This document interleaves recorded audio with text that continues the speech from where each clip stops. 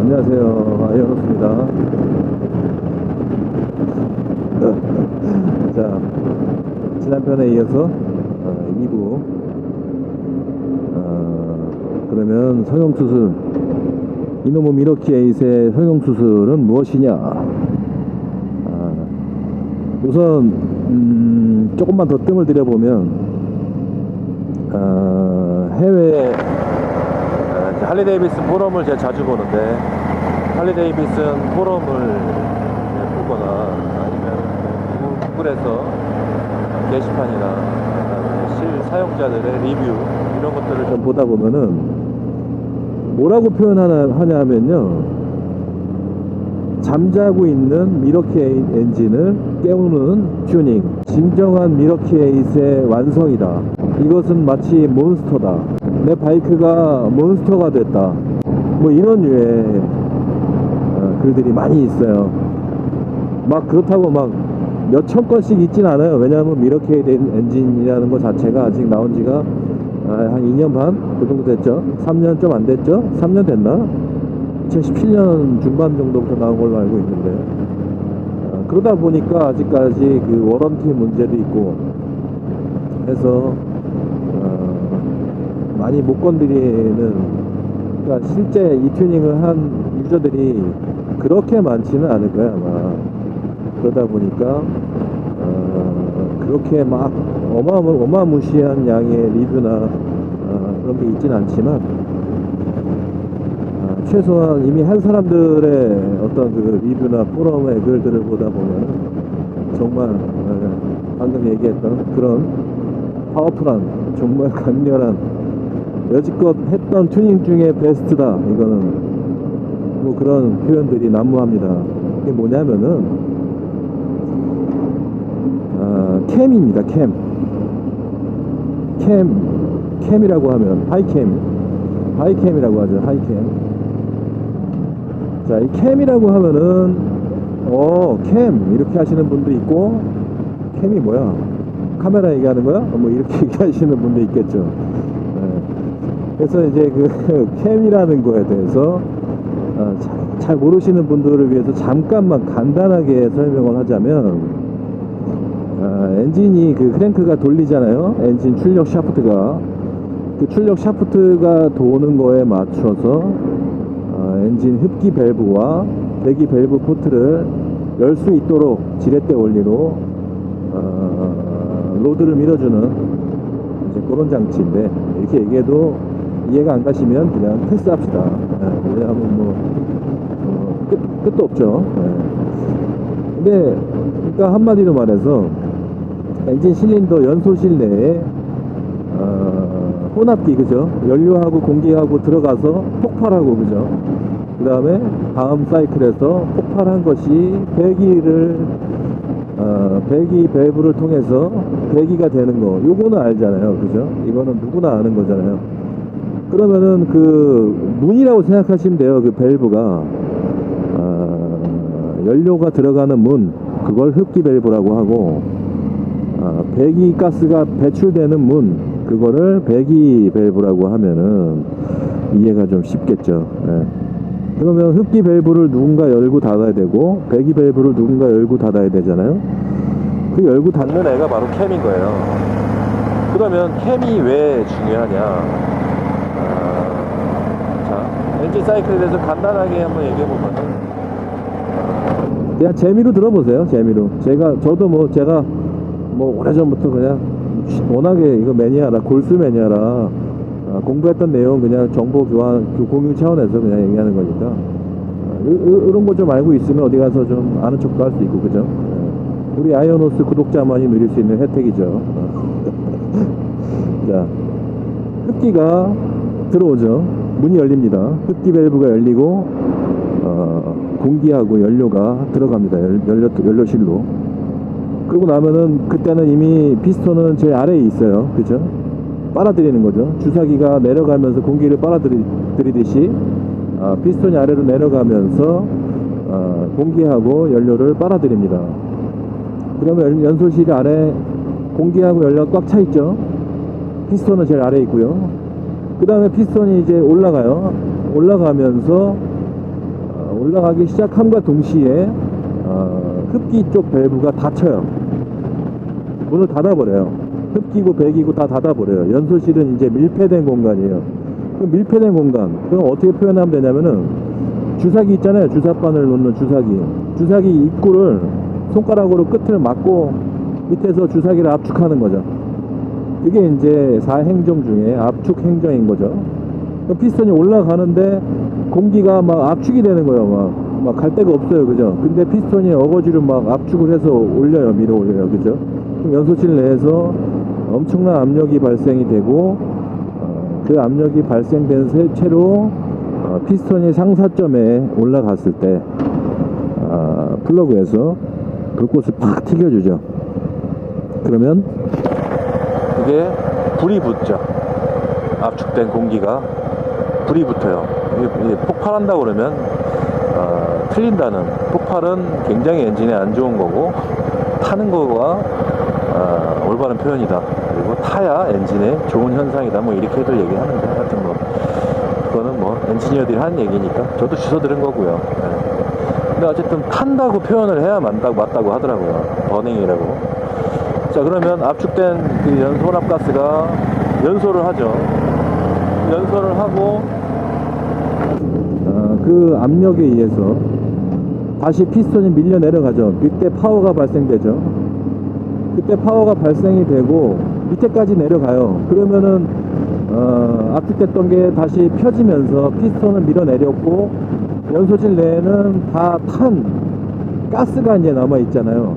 그러면 피스톤이 다시 올라가면은 그 가스들이 다시 압축해야 되니까 기껏 출력을 내놓은 게 다시 출력이 줄어들잖아요. 피스톤을 압축을 해야 되니까. 그걸로 힘이 빠지니까. 그래서 내려갔다 올라오기 시작할 때 이번에는 배기 밸브가 열리죠. 배기 밸브가 열리면서 피스톤이 밀어 올라가면서 배기가스가 배기 밸브 문을 통해서 빠져나가는 거죠. 그리고 나서 상사점에 올라가면 배기 밸브가 닫히고 다시 이제 내려오면서 흡기 밸브가 열리면서 빨아들이고, 요거를 반복하는 게 우리가 알고 있는 4행정 흡입, 압축, 폭발, 배기하는 그 4행정 엔진의 사이클인데, 이 밸브가 열고 닫는 타이밍이 엔진에서는 거의 엔진 출력에 거의 가장 직접적인 영향을 미친다. 물론 뭐 피스톤과 슬리브상에 무슨 뭐 압이 짱짱해야 된다, 뭐 여러 가지가 있겠습니다만, 뭐 그런 기계적인 결함이 없다고 친다 그러면 흡기, 배기, 밸브가 열고 닫는 타이밍이 엔진의 출력에 가장 큰 영향을 미친다. 근데 이렇게 알고 계시면 될 것 같고, 출력에 뿐만이 아니라 연비라던가 그 다음에 배출 가스 이런 거와도 직접적인 관계가 있어요. 그래서 이제 제조사 측에서 출고를 할 때는 환경검사가 까다롭죠. 승인을 받아야 되니까. 출고 승인을 받으려면 각종 여러 가지 환경 규제라던가 소음이라던가 뭐 연비라던가, 그렇죠? 연비가 좋게 나와야 광고를 할 수 있죠. 우리 자동차는 연비가 굉장히 좋습니다. 이렇게 하려면 자, 연비가 좋게 나와야 되니까 제조사 입장에서는 물론 제조사들이 더 잘 알죠. 이거 만든 사람들이. 할리 입장에서 아니 뭐 사운드 멋지게 만들고 못해서 안 하는 게 아니거든요. 그쵸? 못해서 순정을 막 재미없게 만들고 뭐 일부러 뭐 싸게 튜닝을 하게 하려고 막 이렇게 만드는 게 아니라 그렇게 할 수가 없는 거죠. 승인을 하려면. 그래서 그러다 보니까 세팅이 굉장히 재미없는 세팅이 되죠. 가장 그 단적인 예로 오버랩이라는 게 있어요. 자꾸 무슨 이게 제가 무슨 엔진에 대한 무슨 강의를 하는 것도 아니고, 그 아까 그 흡기 밸브와 배기 밸브가 열린다고 열고 닫히잖아요. 그죠? 근데 이제 그 흡기 밸브가 열리고 배기 밸브가 닫히는 시점에 흡기 밸브가 열리거든요. 그쵸? 배기가스가 다 나가고 피스톤이 올라가면서 배기 밸브가 동시에 스르륵 닫혀요. 근데 배기 밸브가 다 닫히고 난 다음에 다 닫힌 다음에 흡기가 열리기 시작하는 게 아니라 배기 밸브가 조금 덜 닫혔을 때부터 흡기 밸브가 열리기 시작해요. 네, 그렇게 되면 어떻게 되죠? 흡기 밸브를 타고 들어온 쌩쌩한 신선한 공기와 연료가 배기가스로 유속의 흐름이 지금 배기가스 쪽으로 나가고 있는 상황이죠. 그럼 어떻게 되죠? 연소실에서 흡기 밸브를 타고 들어온 혼합가스가 신선한 연료와 공기가 차지도 않고 바로 배기가스로 소량 흘러나가요. 그쵸? 그런 현상이 생기겠죠? 그 상태를 오버랩이라고 하거든요. 그러니까 캔이다 그러면은 오버랩을 건드린다, 오버랩 구간을 컨트롤한다, 이렇게 이해하시면 될 것 같아요. 좀 설명이 괜찮았던 것 같은데요. 그래서 그러면 그 오버랩 구간이 짧으면 어떻게 되냐, 갑자기 유속이 끊겨버리죠. 들어오던 애를 문을 꽉 닫아가지고 갑자기 막아버리기 때문에 흡기실에서 들어오는 애들이 많이 못 들어와요. 들어가자 하고 막 밀려 들어가다 말고 갑자기 진공이 되니까 못 들어가는 거죠, 안으로.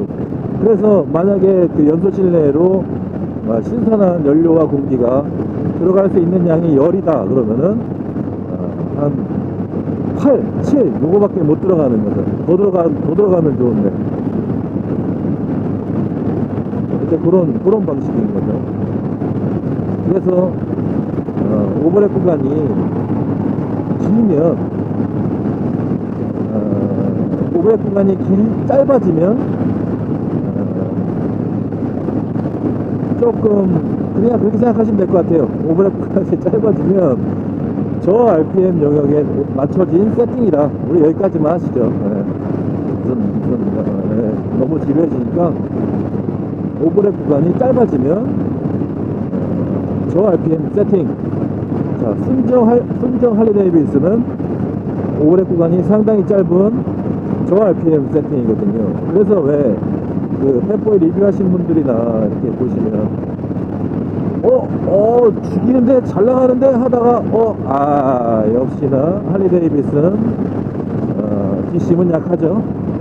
초반에는 중저속에서는 치고 나가는 맛이 좋지만 어느 정도 치고 나간 뒤에부터는 맥을 못 춥니다. 역시 뭐 할리. 그렇지만 뭐 초반에서는 재밌네요. 뭐 이 정도의 리뷰들을 이렇게 하시더라고요. 근데 이제 그거 좀 잘못됐다고 할 수 있을 것 같아요. 그러니까 세팅이 그렇게 된 거죠. 세팅이. 할리의 세팅. 물론 할리 엔진 특성상 롱스트로크 엔진이다 보니까 디젤차처럼 고회전의 RPM의 엔진이 아니라 저회전 고토크 엔진이다 보니까 물론 어느 정도 일정 부분은 그 얘기가 맞지만 뭐 그렇다고 해서 지금 뭐 할리가 한 4, 5천 RPM 정도까지도 소화가 못하는 그런 쓰레기 엔진은 아니거든요. 제가 이거를 그 그림 같은 걸 그리면서 캠 생긴 거를 좀 설명을 하면은 좋은데 라이딩 하면서 하니까 좀 한계가 있네요. 그 캠이 약간 달걀처럼 생겼어요. 옆에서 보면은 달걀. 그 달걀처럼 생긴 게 빙글빙글 돌면서 그 위에 푸시로드가 달려있죠. 햇빛이 달려있고 햇빛 위에 푸시로드가 달려있고 이게 로커 암으로 연결돼서 로커 암이 지렛대 역할을 해서 밸브를 밀어 누르는, 그리고 밸브가 닫히는 역할을 하는 거는 밸브 스프링이 이제 하는 역할을 하는 그런 구조거든요. 되게 간단해요. OHV 엔진이라는 것은 정말 심플하고 구조가. 그렇죠. 캠이, 그러니까 달걀이 위아래로 길쭉한 달걀이 있고 납작한 달걀이 있다고 하면은, 납작한 달걀은 저 RPM 세팅이라고 보시면 될 것 같고, 약간 높은 달걀은 일명 하이캠이라고 하죠. 그 하이캠은 고 RPM 위주의 세팅이라 이렇게 보시면 될 것 같아요. 자, 이해가 좀 완벽하게 되실 거라고 생각이 되는데, 그렇죠?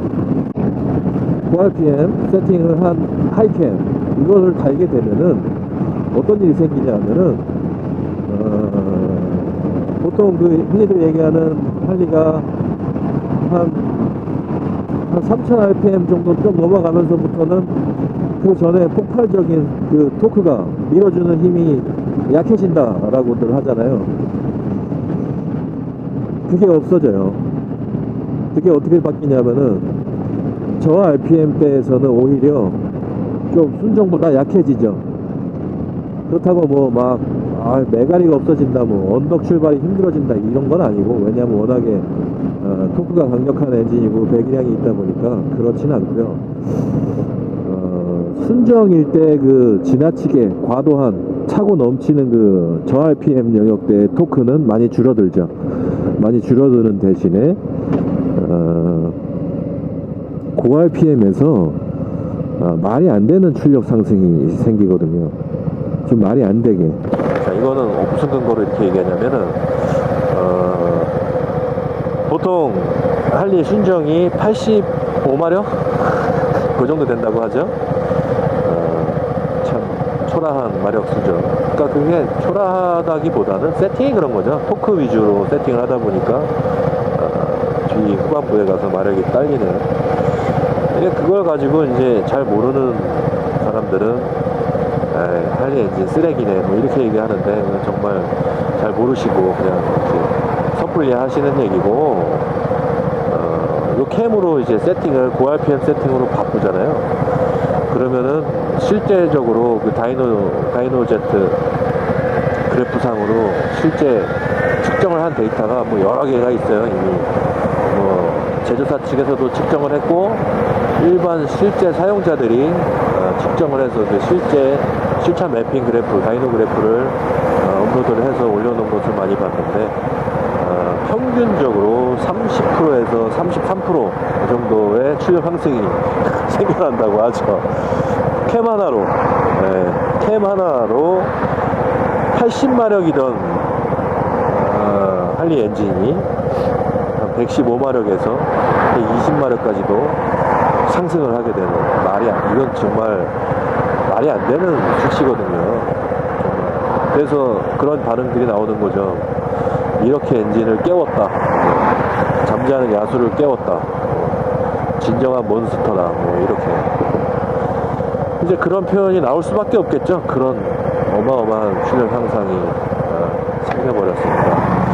그러니까는 한마디로 말해서 3000 rpm 넘어가면서부터 폭발을 하는 거죠. 출력이 오히려 반대로 저 rpm 영역에서는 노멀하게 가다가 갑자기 3000 rpm에서 팡 땡겨버리면은 그냥 막 무슨 로켓처럼 끝까지 쫙 치고 나가는 거죠. 그냥 엄청난 출력 향상. 근데 여기서 또 한 가지 놀랄 점은요, 그 캠이 한 180볼밖에 안 해요. 기가 막히죠. 그것도 뭐 어디 이름도 없는 회사 게 아니라 막 SNS나 레드 지퍼스나 뭐 이런 정말 메이드 인 USA, 그죠? 할리와 오랜 세월 함께한 정말 거의 뭐 어떻게 보면 할리보다도 더 뛰어난 기술을 가진 엔지니어들이 있는 회사라고 봐도 되지 않을까 싶은데, 왜냐하면은 할리 튜닝 파츠계의 거의 무슨, 그러니까 벤츠의 AMG 같은 거죠. 그런 SNS나 이런 캠이 불과 한 160불, 180불 그 사이더라고요. 물론 캠하고 그 다음에 오링하고 이너 베어링하고, 자 그렇게만 딱 하는데 160불 기가 막히죠. 160불 투자해 가지고요 80마력이던 할리가 115마력이 되는 거죠. 이거 어떻게 이거 뭐 어떻게 더 이상 할 얘기가 있나요? 그러면 이제 뭐 그렇게 얘기할 수도 있어요. 야 무슨 뭐 할리 가지고 레이싱하냐, 뭐 얼마나 달리겠다고 110마력이니 120마력이니 타령이야. 이제 그렇게 얘기하실 수 있죠. 맞아요. 저도 맞습니다. 할리 타고 진짜 무슨 뭐 DC 발휘해서 뭐 하겠습니까 진짜. 이 할리 차대 자체가 고속으로 달리기 적합하지 않은 쇳덩어리인데, 강철 덩어리잖아요. 근데 이제 뭐 그렇지 않더라도 지금 저 온 길 뭐 포천 토반이라고 하죠. 뭐 이런 데처럼 이렇게 뻥 뚫린 데서 그냥 가끔씩 한번 이렇게 붕 감았을 때 좀 등 떠밀리는 그 느낌도 좋잖아요. 나쁘지 않잖아요. 그죠? 근데 그런 정도의 만족감이 하나 첫 번째 있겠고, 그 다음에 이제 메인은 아직 얘기도 안 했습니다. 메인은 3부에서 그러면 이 캠을 했을 때 진정한 업그레이드는 무엇이냐, 그것은 본 영상 3부에서 확인하시면 되겠습니다. 자, 저는 또 영상을 배터리도 갈고 해야 되니까 잠시 끊었다가 3부에서 뵙도록 하겠습니다. 따봉과 함께 구독도 좀 한 번씩 팍팍 그냥 좀 시원하게 부탁드리겠습니다. 감사합니다.